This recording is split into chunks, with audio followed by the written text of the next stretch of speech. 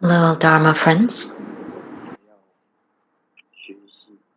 Today we'll continue with learning Garchen Rinpoche's Guru Yoga.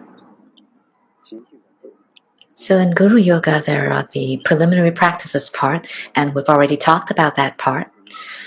We've talked about the common preliminary practices as well as the uncommon preliminary practices, and especially bodhicitta and refuge. All of these we have already learned. Today, what we're going to learn is the main practice of Guru Yoga.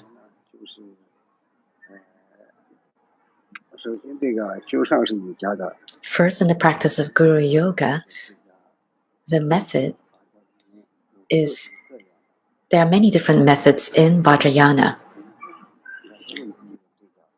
Today, according to Garchen Rinpoche's liturgy here,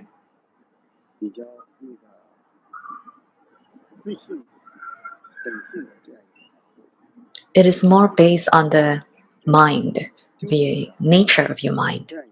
That is the ultimate Guru Yoga. That is practicing on the nature of mind itself.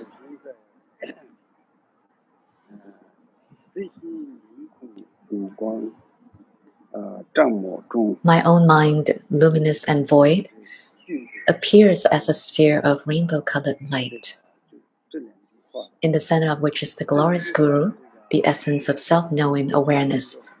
So this line on page 4, what it means is that actually Garchen Rinpoche had given teachings on this. So usually in our practice, when we are doing the developmental stage, there are two different ways. One will be to visualize the self, the other is to visualize the mandala in front of us. Over here, what Rinpoche is teaching is that there shouldn't be any kinds of fabrication. So that is, we're not thinking of self or other. There is no discrimination or no separation between the self and other. So we are practicing based on our mind's luminosity and emptiness. These two words, luminosity and emptiness, what they mean is that they represent our mind. That is the union between emptiness and clarity. So in the past, the great masters have said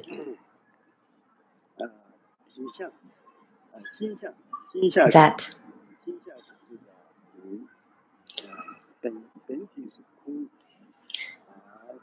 the mind is both empty and clarity.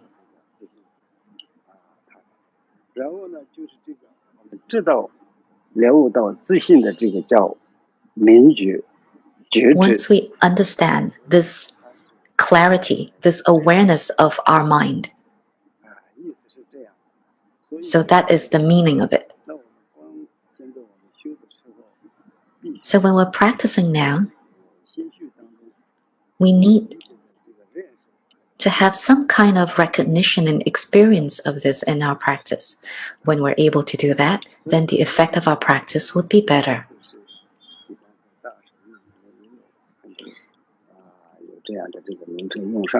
So in Mahamudra, there are also the use of these terminology. In Dzogchen as well. So these are just words, terminology. For a true practitioner, we must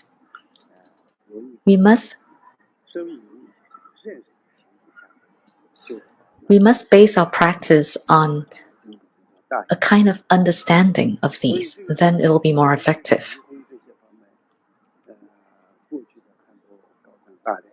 So in the past masters and khenpos and all of the teachings, and they have taught emptiness and clarity through dohas, different types of songs and teachings. So there are many different teachings on it. However, from my own view, for practitioners, there are different types of practitioners. We have the lesser kinds of capacity, the middling kinds, as well as the supreme kinds of capacity. Those of a lesser capacity, practitioners of a lesser capacity, how they understand emptiness and clarity.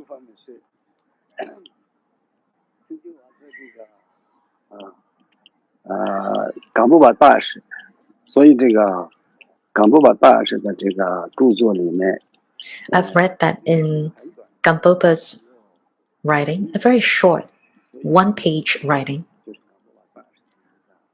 There, Gampopa had said that,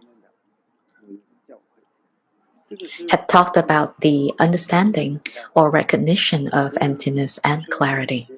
And it had definitely had a great impact on me, that teaching from Gampopa. So sometimes some disciples, they come to me and ask me, how do we practice? Or some elderly ladies will also approach me and ask me. And then I'll use Gampopa's teaching, the analogy, to teach them. So Gampopa in the past, in Tibetan, in Gorkha, the name of that place, when he was practicing there in Tibet, at that time there was a householder, an old grandma was practicing there. So that old grandmother came and made some offerings of food to Gampopa. So the old grandma became like a sponsor. And so Gampopa's teaching for the grandmother is that he used really ordinary, simple language to explain emptiness and clarity of the nature of our mind. Gampopa told the grandmother,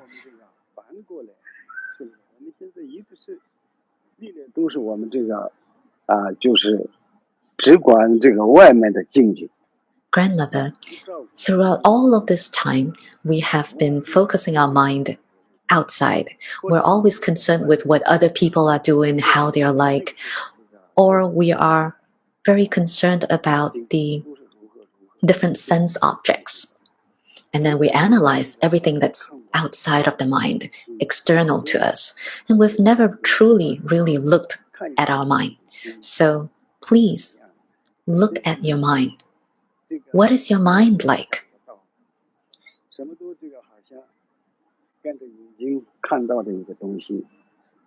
You're able to think of so many things. So think of what your eyes can see, what your ears can hear. Everything appears so clearly. It seems as if you know everything.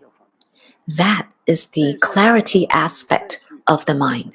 However, old grandmother, think again, contemplate again.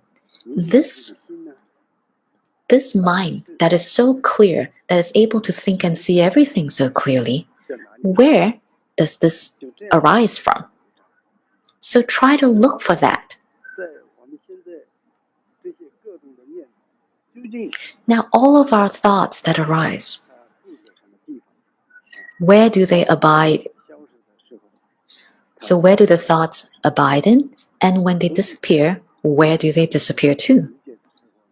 So when you contemplate in this way and understand in this way, then you'll be able to see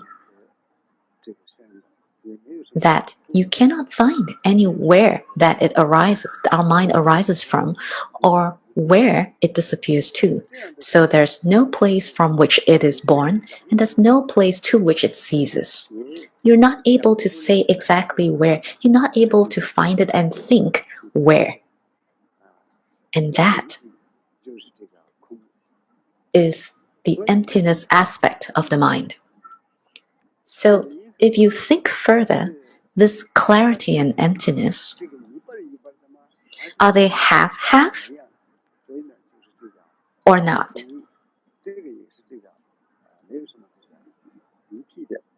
So, or are both one? So if you think about it, emptiness is clarity, clarity is emptiness. So, old grandmother, when you think about this, within your house, when you think of your mind, you will be able to see emptiness and clarity. And when you go out of your house, when you think of the mind is also emptiness and clarity.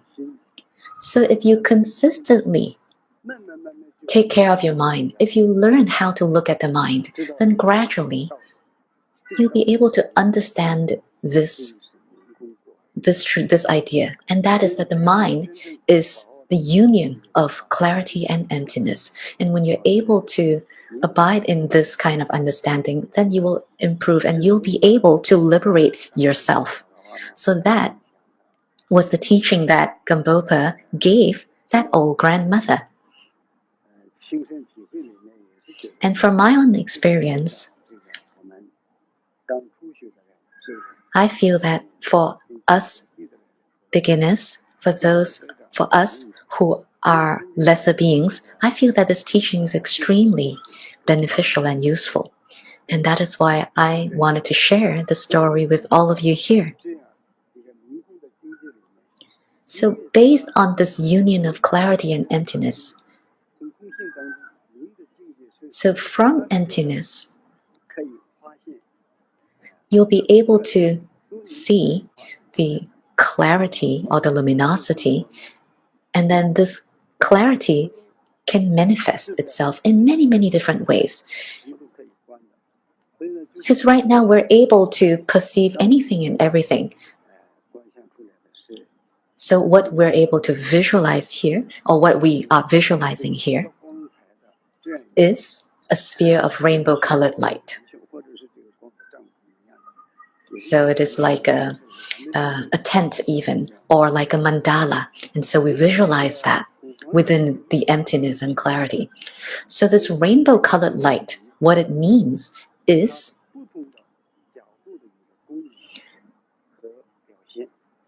a manifestation of clarity and emptiness from a different aspect or perspective. What is a special characteristic of clarity? It is that all phenomena can arise from clarity. It is like a mirror within which anything can be seen or reflected. From that perspective, we see within clarity and emptiness there are 5 wisdoms. There's the wisdom of the great mirror. So that is the special aspect of the clarity. Within this emptiness and clarity, everything is equal.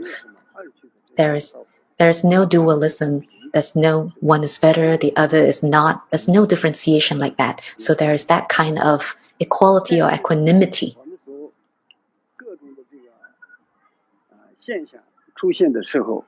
But when different manifestations arise, you'll be able to see it very clearly within that mirror, that clarity. It has that ability.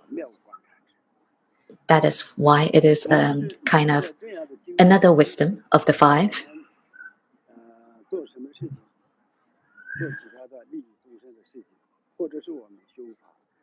So within that, whatever beneficial activities that we do,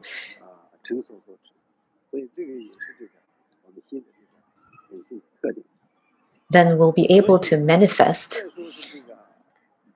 another kind of wisdom. So within all of these, emptiness cannot be separated from all of these.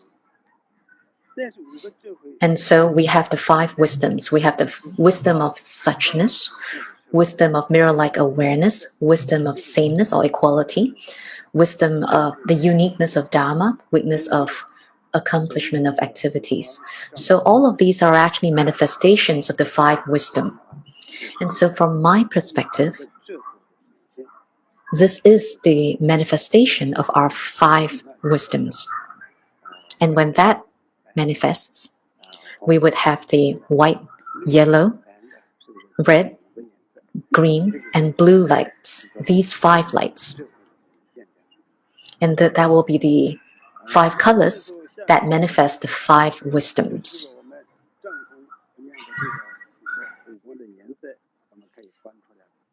So like the 5 colors, the rainbow colors, like when we visualize this rainbow colored light, what it means is really the symbolism, or what it symbolizes is the 5 wisdoms.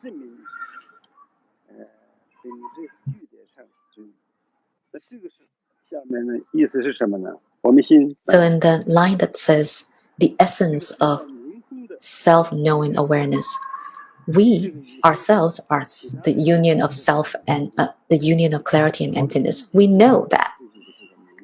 We know the characteristics of clarity and emptiness within us.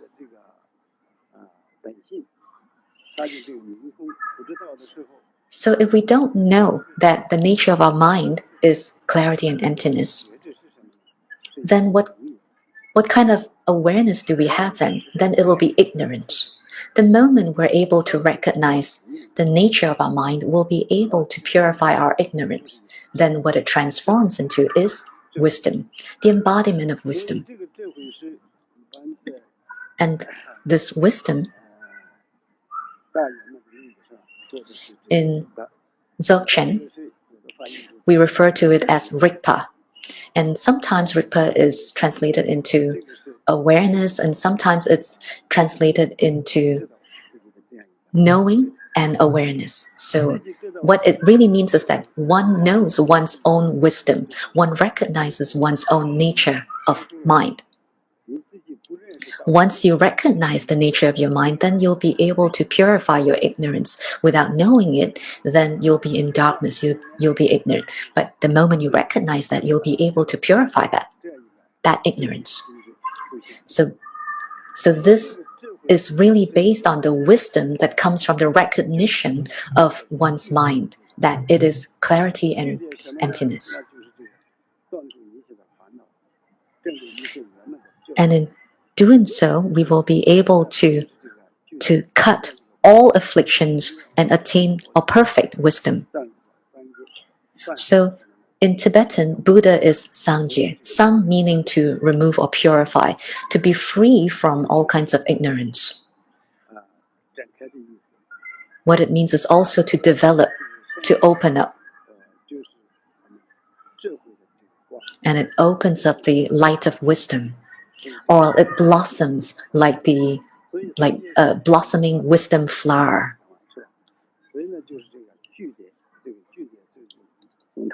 So in this line, it talks about the aspect or characteristic of this wisdom. And what this is really our root guru. So we know or understand our own wisdom, and that this wisdom is, in fact, our guru.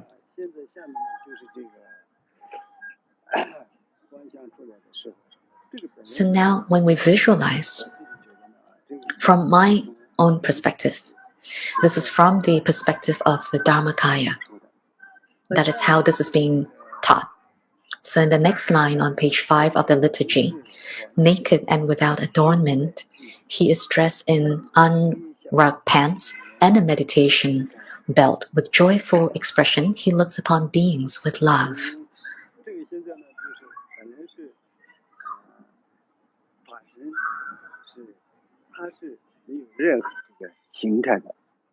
So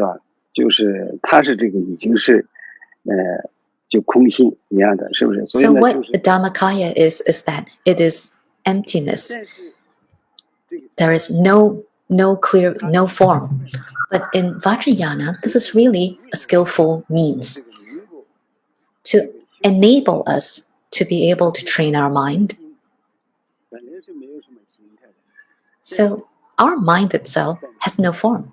But here, as part of the skillful means, it transforms into a kind of rainbow-colored sphere. And within that rainbow-colored sphere is where wisdom manifests as our guru. So our guru, in this case, Garchen Rinpoche, we visualize Garchen Rinpoche. So what it means here, when it talks about naked and without adornment, so he's not wearing any dharma clothes or any kinds of clothing that you'd see in a Sambhogakaya Buddha. So it is completely naked and completely free from any adornment. So usually for Sambhogakaya Buddhists, you'd be able to see like earrings, bangles, all kinds of necklaces, all kinds of adornments. But today, in our visualization of our guru, he's naked and without any adornments. So completely naked, no adornments. So we visualize him in this way.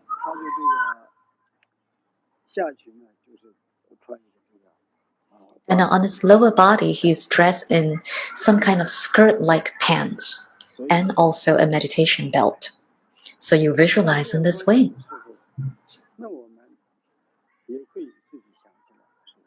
So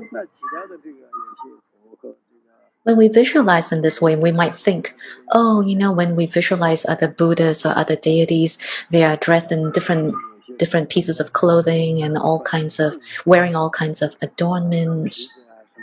They may be wearing fur and so forth. So today, when we visualize our guru, why is it that we're visualizing him as naked? Why? This is because, from my perspective, that's what I think. This clarifies an important point. And the point is that this is the manifestation of Dharmakaya. Usually in the tankas that we see, when we're drawing the Samantabhadra Buddha, he is naked. Similarly,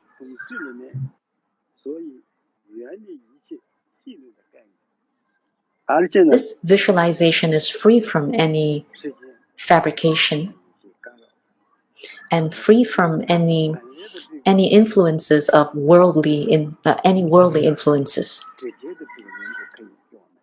So based on wisdom, it is how wisdom allows us to directly perceive this. That is what I think. So why do we need to understand it in this way? There's also a story to tell for this. The Jetsu Milarepa, when he went to a particular mountain to practice, after he was done with his practice, he returned to Chunga, name of a place. There was a young girl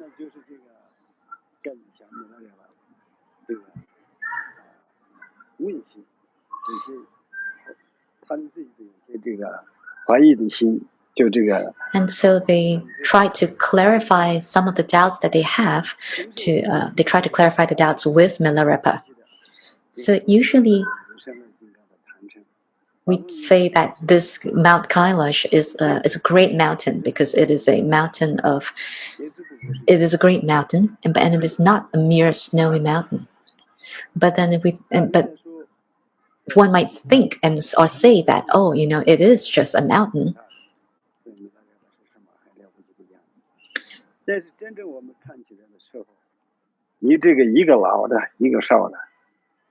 when we look at what's happening in the story, we have a very old man, Milarepa, who isn't really properly clothed and may not look like one who is great at the mind training, and he doesn't even eat very well. He eats food that is only suitable for a beggar, and when he gives teaching, he just sings some songs. So this young girl would say that, oh, you don't look like anyone great. So Milarepa. So over here for the story, we've got to explain. Because otherwise, these girls, we would think that, oh, these girls would be creating some negative karma through speech. So for a yogi, the yogi has his or her own way of living, and so we've got to explain to others about our lifestyle, the yogi's lifestyle. So Milarepa sang to the girls and explained to the girls that, oh, we are not properly clothed and all that, and that is because we are free from any kinds of dualism.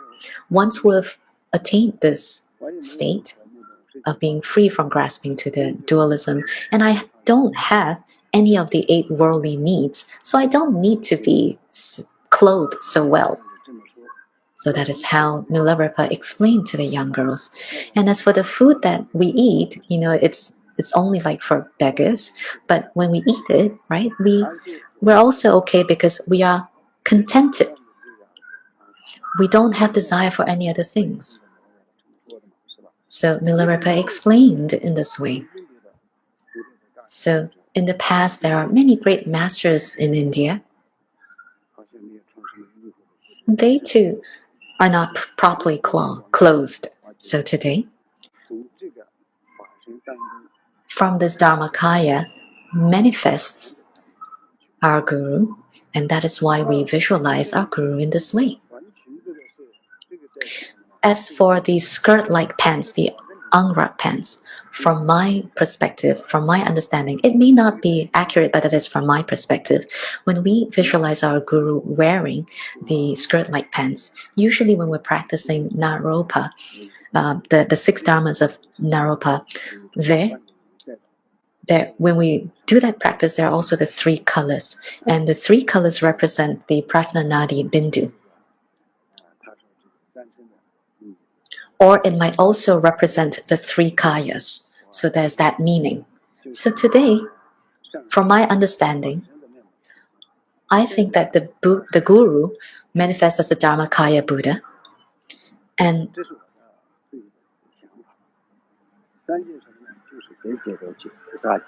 within him, he holds the 3 different vows, and that is the Pratishtha Moksha vows, the Bodhisattva vow, as well as the Vajrayana vow.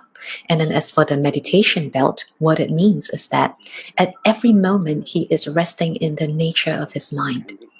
And that is how he attains the highest level of stability, of meditative concentration.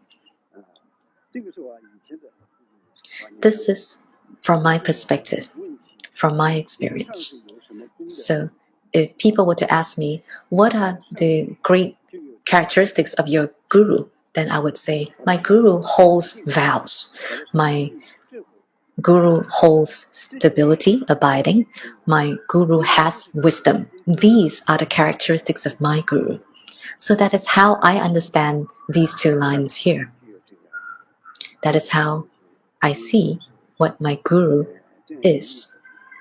That is the meaning of these 2 lines. This line. Now for the next line. With joyful expression, he looks upon beings with love. And it is really this way.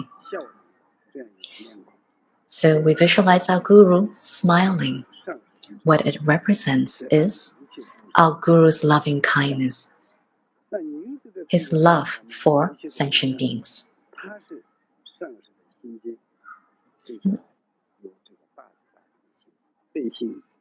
So the Guru is looking at all sentient beings with loving kindness and compassion. He sees the suffering of all sentient beings and wants to liberate them from their suffering. So his facial expression represents the Guru's loving kindness and compassion. And